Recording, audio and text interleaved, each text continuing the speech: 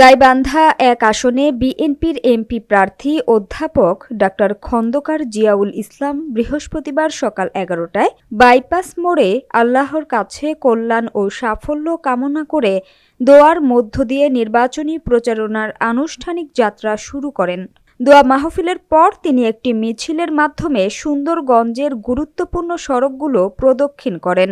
বিস্তারিত থাকছে গাইবান্ধা সুন্দরগঞ্জ থেকে আহসান হাবিব শেখের প্রতিবেদনে।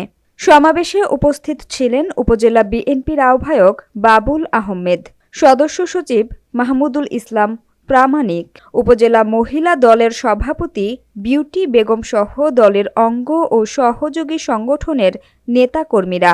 মিছিল শেষে ডা. জিয়াউল বলেন, আল্লাহ যদি সহায় হন, বিএনপির জয় নিশ্চিত হবেই।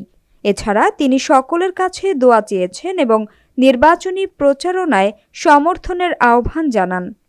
রব্বে কারিম আল্লাহ, আমি অধম লড়াই গুনাহগার তোমার দরবারে দোকানা করে হাত পেতে দিলাম। রব্বে কারিম আল্লাহ, অতীত জীবনের তামাম গুনাহ খাতাগুলো আমাদের ক্ষমা করে দাও।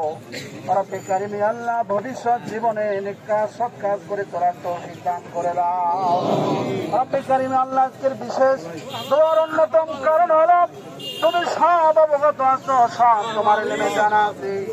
রব্বে কারিম আল্লাহ, আল্লাহ আমাদের সংগঠন প্রান্তীয় সংগঠন রব্বে কারিম আল্লাহ, ধানের শীষের প্রতীক আল্লাহ আমার ভাই লা ইলাহা ইল্লাল্লাহু মুহাম্মাদুর রাসূলুল্লাহ।